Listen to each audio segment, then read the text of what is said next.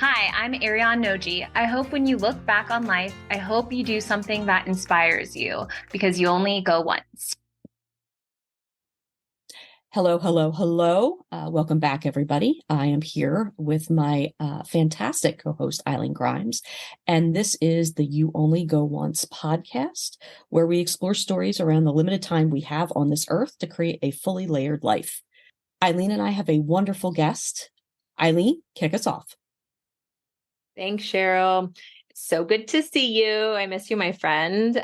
So I am so excited to introduce our guest tonight. So after working in the beauty industry for 13 years and living a busy LA lifestyle, Ariane Noji was ready for a change. She felt a strong personal responsibility to adopt a more sustainable lifestyle and decided to move to the mountains to become more connected with nature and living more mindfully. She wanted to contribute to the beauty industry in a positive way, combining her two passions of self-care and planet care. Her desire for minimalism has been key in her message that you can do more with less. Ariane took the leap of faith to start her own eco-conscious brand, Contemplation, and her hope is to encourage conscious consumerism in the face of extreme materialism so that everyone can benefit in the long run.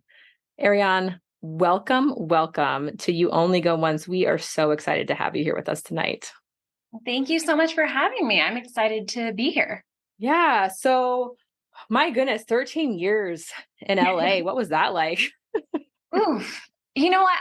I really loved living in LA. Like, it's great. You have the beaches, you have the city, like tons of art museums. I loved it. It was a great part of my life. Yeah. And did you grow up there? Was that sort of home for you, or how did you come to even No, be in LA? Yeah, so I actually grew up in Central California, in a really small town and hated it. I hated living in a small town and I was like, I want to live in the city. So like as soon as I graduated from high school, I moved to LA and then it just like it felt like home. I loved it so much. But I moved there for college. So I went to the Fashion Institute in LA and was there for a couple of years and studied the beauty program that they had. I knew I wanted to be in the beauty industry and they had a very specific program for that at the Fashion Institute for some reason. And so, yeah, that's kind of what led me there. Very cool. So what was it about the beauty industry that just intrigued you? What for you, what drew you into that industry in general? Yeah. Well, I think, growing up, I was always like interested in cosmetics just because I love the look of them. They're like very colorful. I'm very artistic. And I think maybe that had something to do with it of, like seeing color palettes and I love to paint. And so, around the time I was in high school, it was like my face is a canvas. I like to use a lot of makeup and like experiment with it. And, it was honestly more so about the products, not so much about like using them, but I loved seeing them and seeing the colors. And, I just always knew I wanted to somehow be involved in that some way, whether it was like be a makeup artist or have my own beauty brand. It was just something that I was always interested in. Yeah. So we were talking before we kicked off. We were talking about how we have kids. So I have my 6-year-old daughter. Mm-hmm. Honestly, it's so much fun having a very young daughter that loves makeup because the ability for us to play in color, especially at that age, is so much more accepted. I mean, I think there's a little bit more acceptance now of really like bold colors and like glitter and like really just having fun with that. And I have the best time when she and I get together. She loves to put my makeup on me and all the colors and like it's just so fun and like the draw to it because of that makes so much sense. And I'm having more fun with it now than I ever because I wasn't allowed to wear makeup growing up. Like that just wasn't something, but I always found it fascinating. And the first time I got to wear blue mascara, oh boy, I was so excited. Granted, it maybe looked like I was freezing to death, but that's fine. But totally get it on that color palette, right? There's so much, and the way that can look and hit your skin, and then also match with what you're wearing or whatever. Like, it's a lot of fun. So I completely get that. Yeah, for sure. There's definitely like a creative aspect to it. Definitely. And when you know how to do it well, that's so fun. Yeah. I've been finding the world of makeup and everything very fascinating ever since I've gone down the rabbit hole of TikTok. Because there are so many people there now that have embraced, I mean, similarly to what you both have been talking about. I mean, I know there's YouTube tutorials and things like that, but I'm amazed at how creative people are with it, so your face is literally a canvas that you just embrace all that color, and that's wonderful. And there's something to be said too, because you are looking at sustainable, what's responsible, all of that too. And I applaud you for that, because I'm a bit of a plain Jane when it comes to makeup. I also like to look at the products and kind of make sure that, there's no harm done to other creatures and stuff like that. So, I would imagine you've seen the gamut, working for 13 years in the skincare industry. What was there a particular event that sparked your I'm switching and going to break out on my own, or what did that look like? Yeah, so it's interesting. So like like where I started out of like what I was interested in, what I wanted has drastically changed from when I moved to LA until like where I am now, because like I mentioned, like the idea of like the products and like the color and all of that stuff is very interesting to me.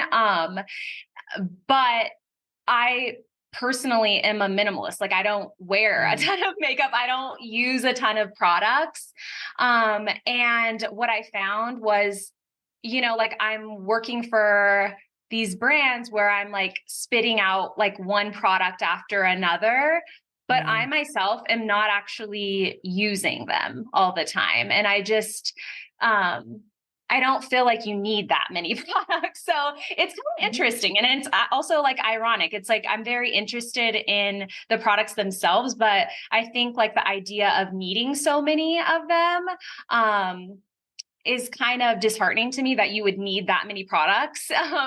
And so it kind of moved me in a direction of like, how do I like make this like something that I'm more passionate about, that actually is intriguing to me, where it's a much more of like a less approach, if that makes sense.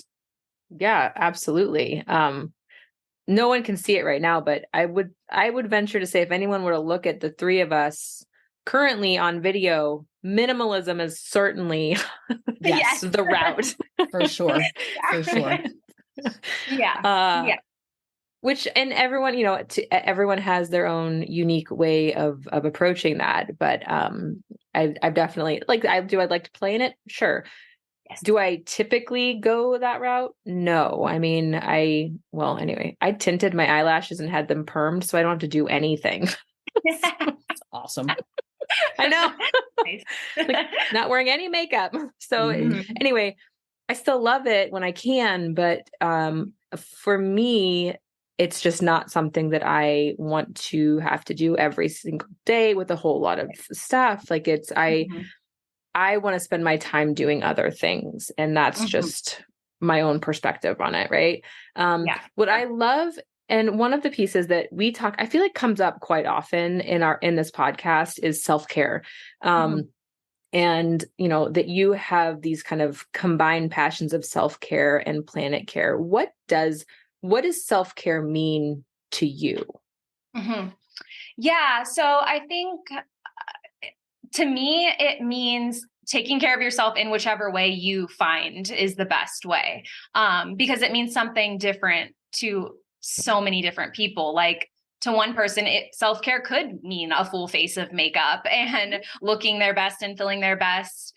To me, self-care is just, how do I protect myself in a way that makes me feel good? So when I speak about it in terms of like combining self-care and planet care, I think of it in a way of like, everything needs protection, like I don't think you can just not use products in general. I think you need sunscreen, for example, if you're going to go Right. be out in the sun. That's just my opinion, one example. Or nature doesn't need to like have trash thrown all over it. That's not protecting nature. So it's kind of like all, like full circle in terms of like caring for yourself, caring for the planet. And in terms of like the brand perspective, I wanted to create something where it's using something like that takes care of you with a very minimal impact on the environment. So if you see a lot of brands out there, even like sustainable brands, and I put that in quotes, because you see a lot of brands that claim sustainability, but then they have like 10, 12 products in their lineup. And to me, that's not sustainable, because what is that doing? It's taking tons of ingredients from all parts of the world, shipping them. You're having to grow ingredients. You're having to use like land, water, all of that stuff that goes into it that people don't see. And then they end up in plastic bottles, and those plastic bottles end up in the ocean. And it's just like this chain reaction that I don't think a lot of people necessarily think about. They just think like, oh, I'm going to buy this product because the internet told me to, or the internet told me I needed it.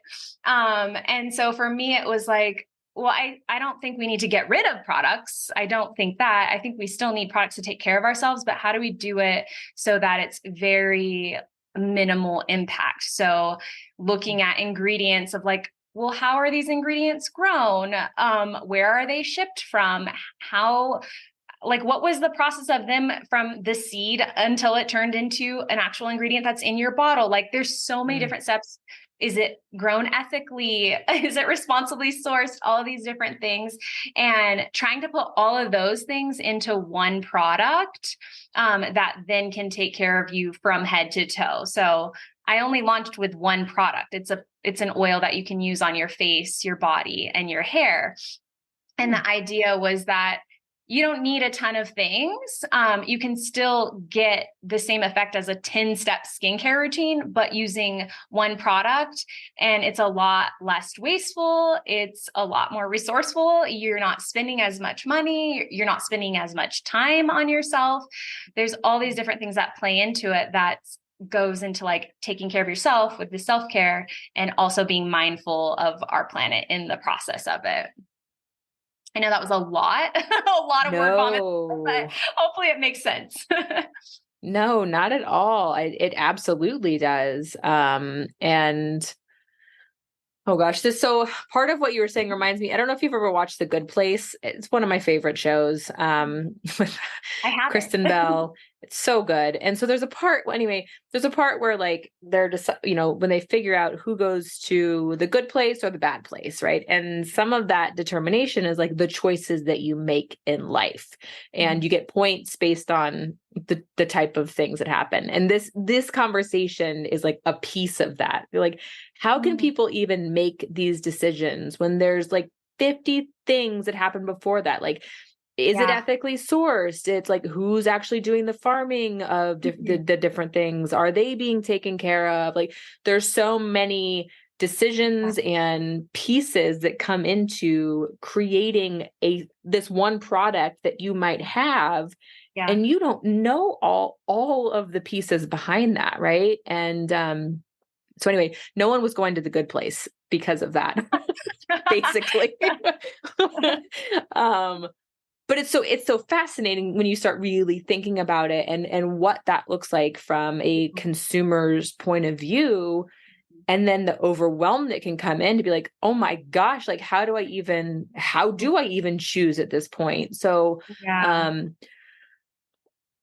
then you look at marketing and branding of things and they're like, oh no, we're super, eco-conscious and all of those things. It's like, okay, well, they put it on there, so that's got to mean it's true, right?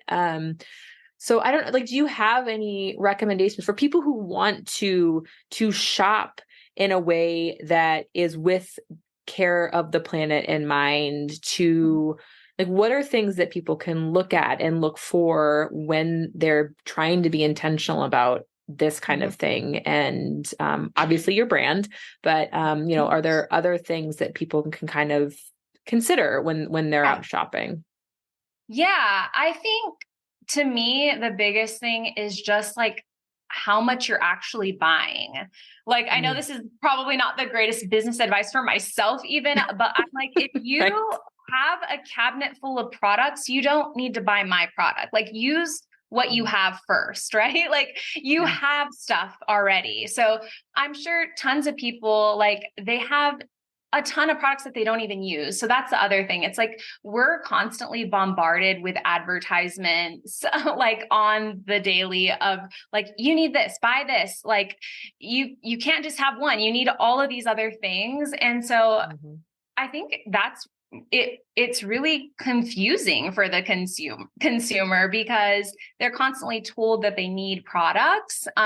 So I think if somebody's really interested in like changing that behavior, it's kind of trying to like cancel some of that noise out. Like, you kind of just have to cancel some of that advertising noise out and be like, okay, if I want to shop mindfully for any product, not just like skincare, but like, what food am I eating? What clothes am I buying? All of that kind of stuff. Like, it just starts like very simply. It doesn't have to be complicated. You just, kind of do your own research, buy less. And then if you find, you can look up like, ethical brands or responsible brands, and you'll get a ton of different ones. But, just like kind of looking into it and making sure like you look at the ingredients. If there's a product that has like 25 ingredients in there, like a skincare product, that's going to be a little bit difficult to go to that brand and be like, hey, where did all these ingredients come from? First of all, they're not going to tell you, but Absolutely no.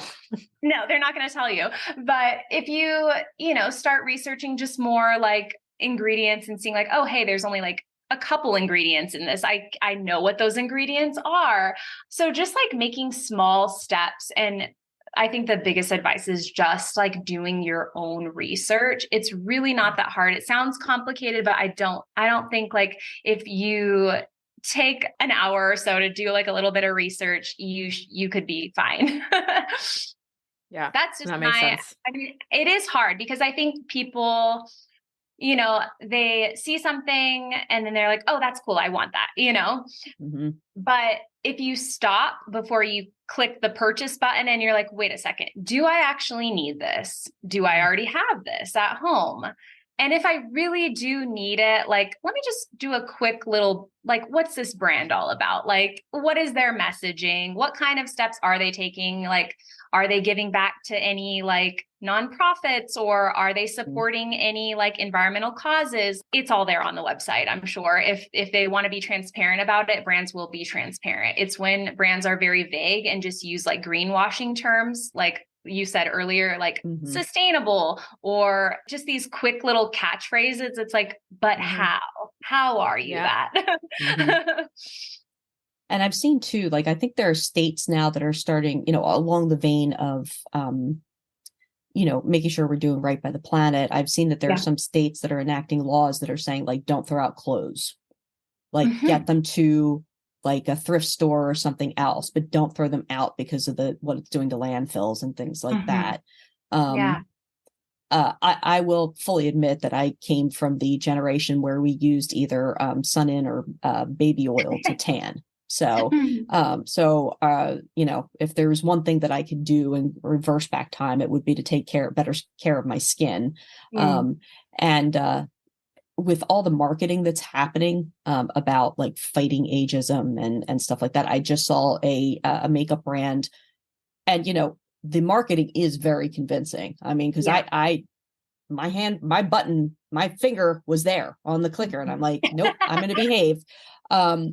Where they were erasing what I call the 11s. So those two furrowed brow lines between your eyebrows. Whatever this makeup was, it erased it. And I was like, oh, give that to me. But I don't know what's in it. I don't know if I'm causing more damage than good. So it's just been, with the world that we live in right now, it's very confusing to figure out what's good while looking good, while feeling good, and I love that your brand focuses on all of that. And I actually think it's really admirable that you say, like, don't buy our product if you've already got stuff in your medicine cabinet, Yeah. It is really confusing. And I think people who really want to make the change, they have to kind of start with like their own self, which is like kind of my journey is like, I had to stop and take a look at like myself. And like, it was kind of like, okay, like, well, why don't I wear all these, or why don't I use all these products? Or like, well, and to me, it was like, well, I'm wearing a lot of products if I have a business meeting, or if I'm like going out on a date, or if I'm like trying to impress somebody. Right. And so for me, it was like, I need to kind of scale that back and be like, I got to be comfortable in my own skin. And honestly, the pandemic kind of helped with that. And I feel like a lot of people got comfortable in their own skin because they stopped wearing makeup. They weren't going out as much. And I think people got used to their own natural faces and not having to use a ton of products. And it is very complicated. I think using more products actually overcomplicates your skin. You have more reactions when you use more products, because think about it. You're just putting all these different things on your face on the daily. Like it's just too much. Your skin needs to rebalance itself. And like, less is definitely more. I think we're just so living in this world where we're constantly told like we need, and we really don't. It's even like, for example, with the food, like, I mean, I could go off on a tangent, but like, simply eating an apple, that's one simple ingredient, right? Like versus let's just say an apple pie where there's like a ton of ingredients. It's more complicated. It's just like a basic, like just narrow down all the different things and things become a lot more simplified. We totally just overcomplicate things as humans, I feel like. Well, it's more fancy than that. special. Yes, it is. Yes. Yeah, it is. It is. But I think when it's also like it doesn't seem as special when it's in everything, right? Like when everything is overcomplicated, like it's not as special. Like if I can eat apple pie every single day, it's not as special as getting it once a year, so that's kind of the mindset that I think of like, let me scale back my daily life and be very simple and conscious and mindful with my daily routine and save those extra special things for once in a while to make it more special and exciting. No, I totally agree. I was being silly on that. So all the steps to go into making these things, I'm like, I don't even know that I want to take the time to do all of that, if I'm being really honest.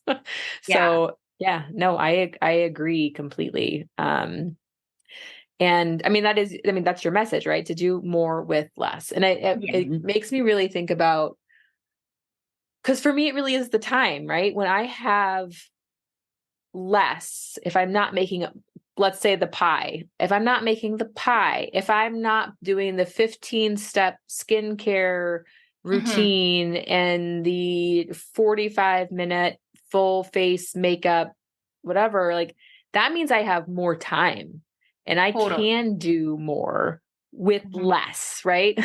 So, it's where are you looking? What are you prioritizing to put first in all of that, right? And I mean, look, some people love making themselves gourmet dinners and their families and stuff. Like, don't get me wrong. Like, I'm not knocking that. Wonderful, and that's how you share and show love. Amazing, right? Everyone's different, and I can completely understand where that more with less really kind of hits home, at least for me.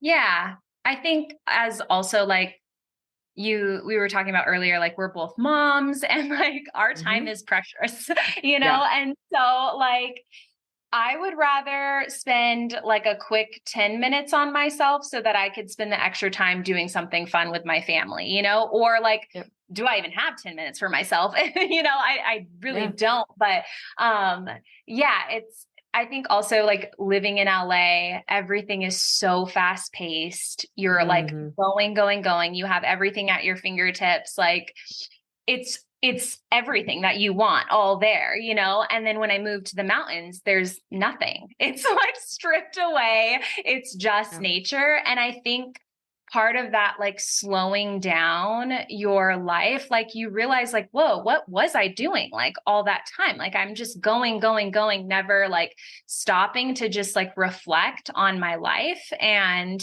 I think the pandemic really did that for a lot of us. We all just we were literally forced to pause and reflect on like life and like what is happening in our lives right now and what do we actually want, what's important.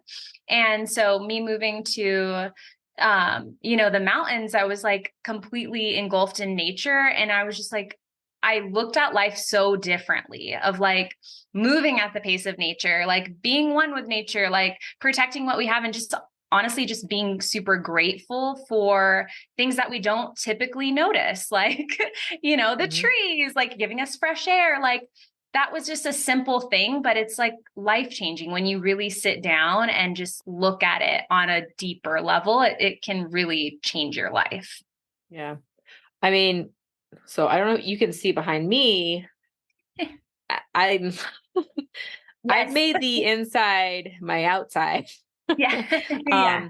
And then I also have my picture of, or my painting of Gaia, right? Like I very much, you're speaking my language, very certainly. So I get that completely. And for you, was there a calling to nature, or did you find nature's calling once you went into the mountains? Yeah, a little bit of both. So, my husband and I, like, we always had the dream of like, oh, let's like have a cabin in the woods one day. Like that was just like a very far off dream, like we both worked in LA. That wasn't a reality for us to just go off and live in the mountains. But so it really was kind of like a blessing in disguise. Like when we had that opportunity of like, hey, like, well, we are both working from home right now. Like we've always wanted to like make that move. We don't know what's happening in the world right now. Like we don't know how much time we have. Like it literally felt like time stopped, and it's like, I need to do something. I need to like live my life. And so, and we had actually gotten married in Lake Arrowhead. So we were very familiar with the area. It's only like an hour and a half from LA.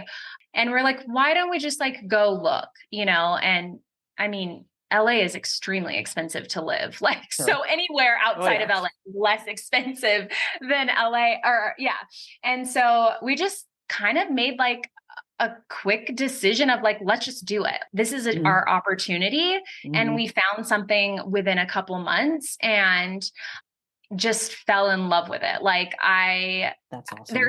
I know this sounds like corny, but there's literally something in the air, the mountain air, that just like is so refreshing. And you're just like, I don't want to leave. And even when I do go off the mountain, like if I need to make a quick trip to LA, or if I go back to visit my family, I'm always like, I got to go back. That fresh air, like it's just, there's something so peaceful and calm about living amongst the trees. I don't know what it is, but it's just once I was there, I just like slowly started morphing into like a different person. And I literally think nature changed me. I don't doubt that at all. I really don't. And I mean, I've told Cheryl knows, a lot of my childhood was in the foothills of the Rocky Mountains. And there is something for me that when I get to see the mountains and just take them in, I actually got to go to Denver this past summer for something, for a conference. And I don't know, that's like, I can breathe again. And there's just this relaxation. And it was funny because when I lived in Philadelphia, I was told that I should go visit the mountains out in Philly, over in the Poconos. So I go over and I was like, when do the mountains start? So these are hills, people. They're beautiful. I'm sorry. The Poconos are wonderful and beautiful. It's just when you've grown up in like the Rocky Mountains and seeing that range is, it's just incredible. But I feel that very deeply, in just what the mountains are and what they bring. Yeah. Definitely. I was just thinking about what you said about LA and working in Philly for several years.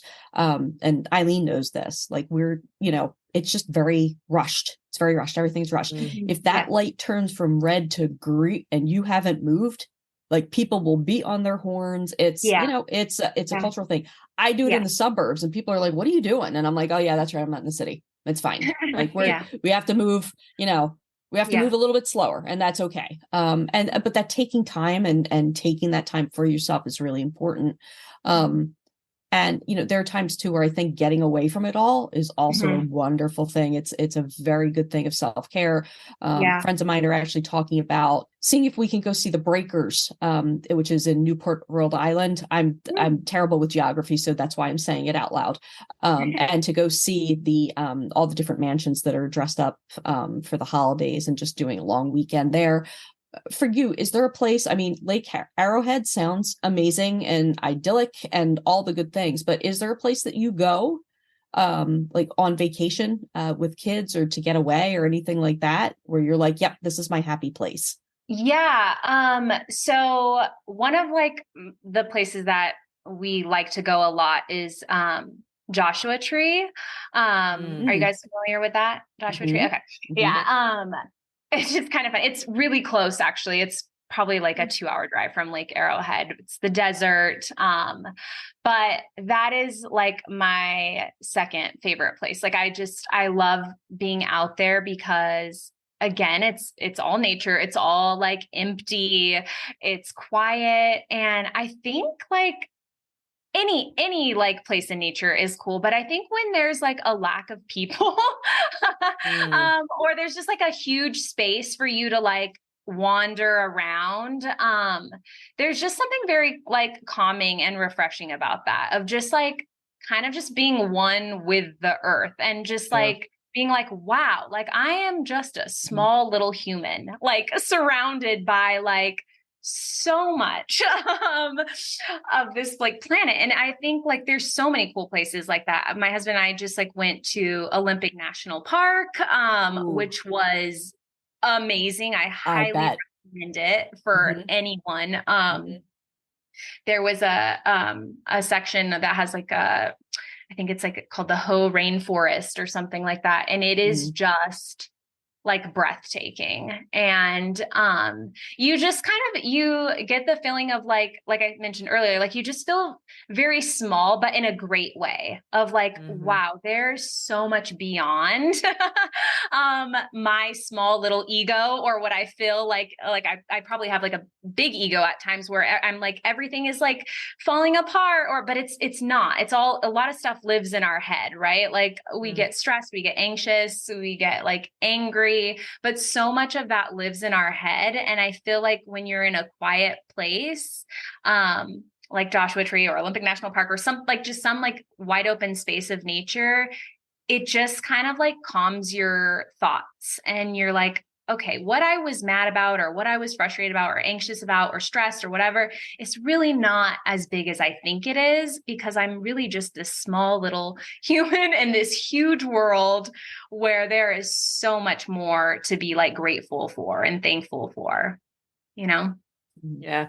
I live in the Pacific Northwest and totally feel all of that. I also love going down to Redwood Forest. I definitely get that feeling there, just seeing how big those trees are. And I think, Cheryl, were we talking about Grand Canyon last week? I think we were talking about that in our conversation last week, but that is one where that feeling, like I felt it in like the redwoods and different things like that. That place for me is the like, okay, I am so small. I'm so small in all of this, and in the best absolute way possible, where right, I don't, not that I don't matter, but like it's there's so many bigger things and my problems aren't really that big, and things that I can get through, and it just puts so much of it in perspective. I completely agree.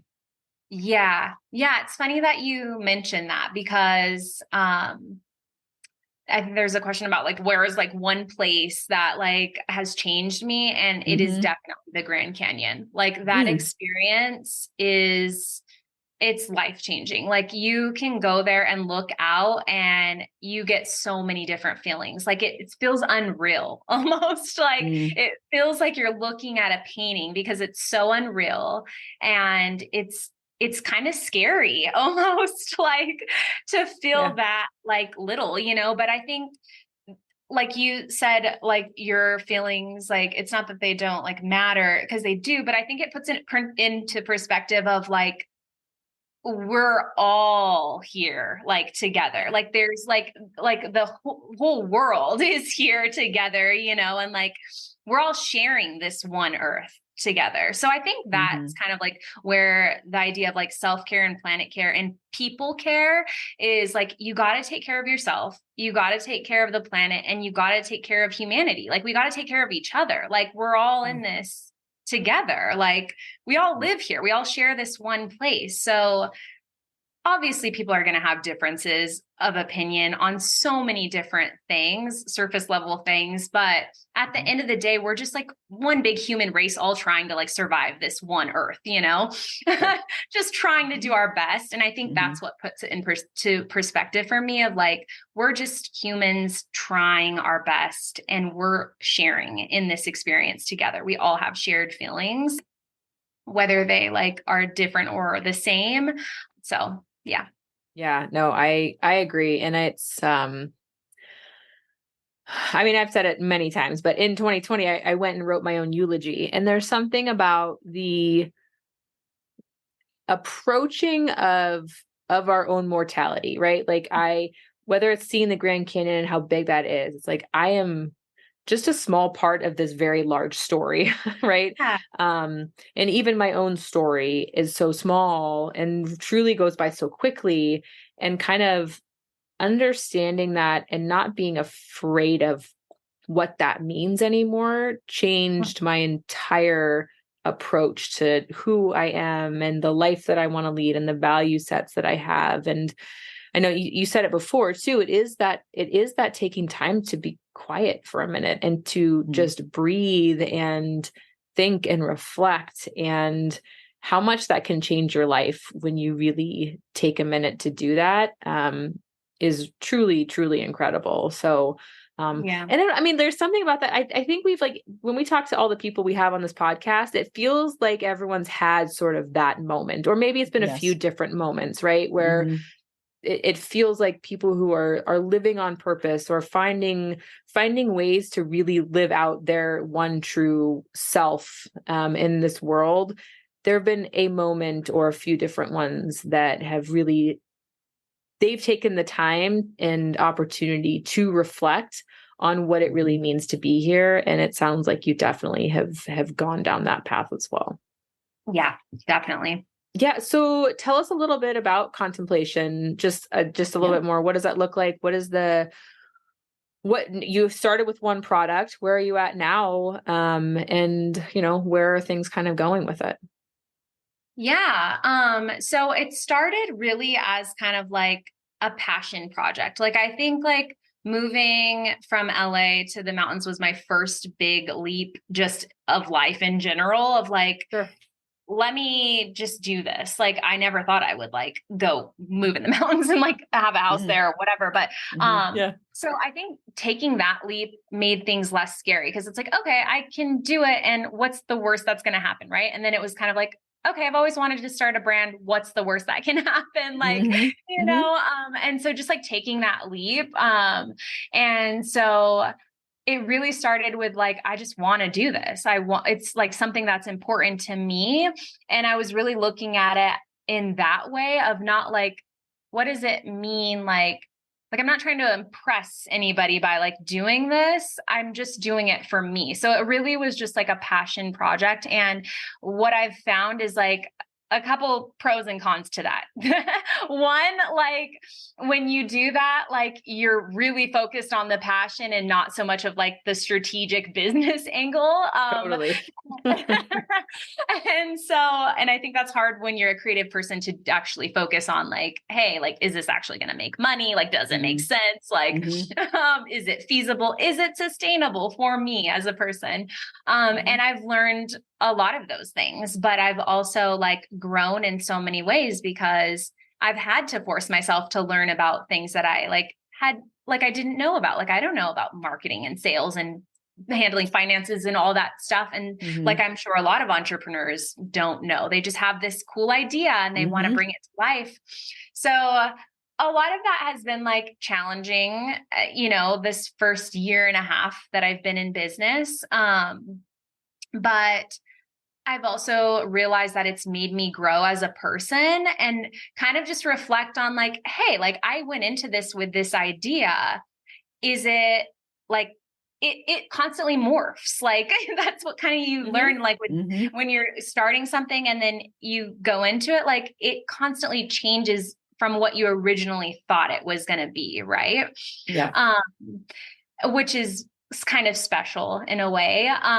And so I started with one product, and in my mind, I was like, okay, I'm going to start with one product and then I'm like going to launch some other products. But now it's kind of like been like, wait, I started this because like the whole purpose was to be minimal. And like, if I just keep launching more products, it's kind of like counterintuitive to what I originally wanted in the first place, And so I'm really just kind of taking a step back and looking at the business in general and being like, let me focus on like what I've built so far and let me like build upon that instead of just trying to jump into the next thing, And so I'm really trying to take a slower approach because that's what fits for me in my life in general. Like I want to take a slower, organic approach. I don't want to just like snowball this into something huge that like goes too fast for me personally.